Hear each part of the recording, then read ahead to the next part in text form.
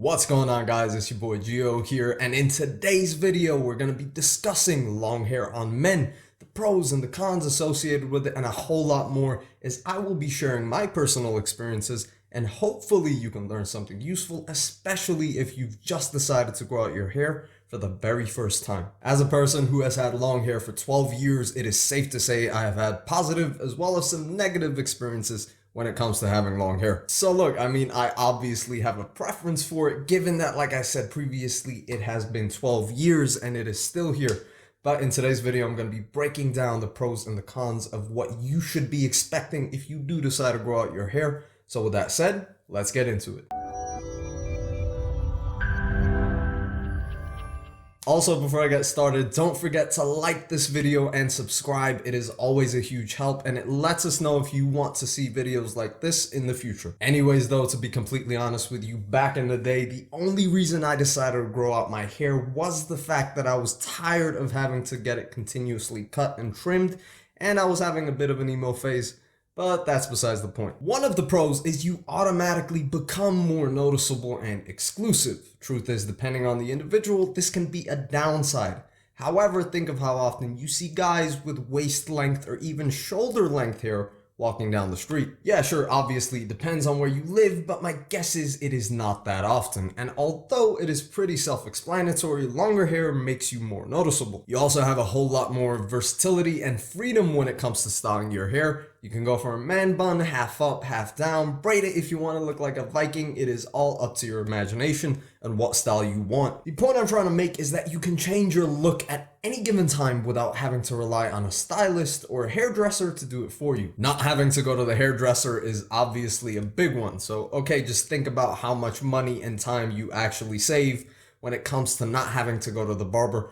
Let's say even once a month. I personally cut my hair maybe twice a year, and that's just to get rid of split ends and keep my hair looking healthy. But let's compare that to how many times you would have to visit a barber to get a touch-up if you have like a fade or a buzz cut. There is absolutely no comparison to the amount of time and money you end up saving. I do understand that most people might consider having long hair as something that requires more maintenance. However, it is quite the opposite in my opinion, and it requires less for that exact reason. Another benefit that you learn along the way is that you don't have to wash your hair every day. Truth is, you shouldn't really be washing your hair daily as is, because it strips your hair of natural oils that help keep your hair moisturized and looking healthy. But that is a whole other video. Anyways, as someone who would wash their hair every day, I didn't really notice the damage I was doing until I had longer hair and started noticing that it was constantly frizzy and dry. Another pro is that it looks good on almost everybody. I know this is an extremely subjective thing to say.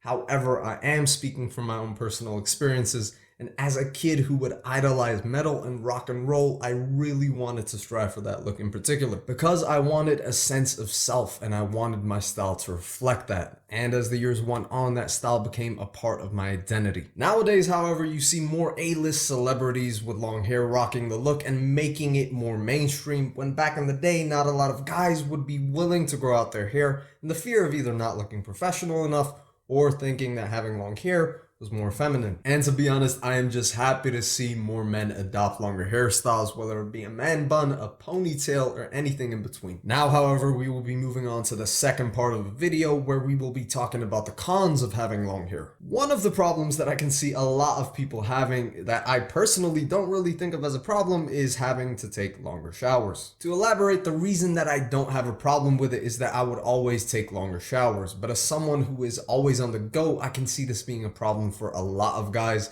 as having longer hair automatically means that you need to take a longer time to wash it, apply conditioner, dry it, maybe straighten it and style it, and everything in between. However, realistically, this is only about 30 minutes worth of work altogether, and like I said before, one of the things that you will notice when you reach a certain length is that you won't have to wash your hair daily, so it kind of balances everything out. Another con is shedding. It is obvious the longer your hair is, the more you will tend to notice it when it falls out.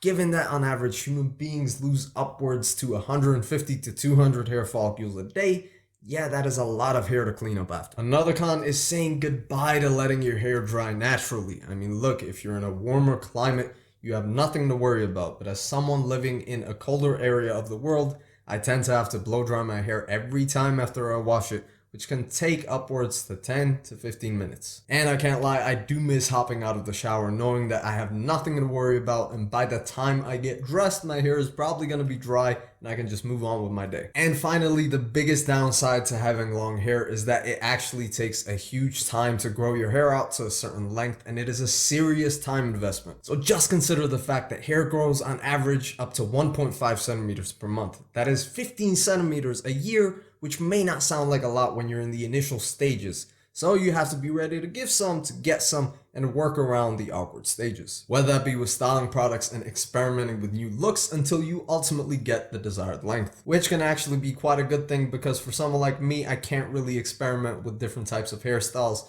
The only options I actually have is having to wear my hair either up or down or maybe braid it. And that is all I have for you guys today. There are plenty of more pros and cons to having long hair. However, I chose these in particular because I felt they were most important based on my personal experience. Also, don't forget to like this video and subscribe so you do not miss out on any future content. If you're looking for more tips on hair growth, beard care, and beard grooming, you can check out our website, HAIRGC. It'll be linked in the description box down below for anything and everything hair and beard related. My name is Gio, and as always, people, have an awesome day, and I'll see you next time.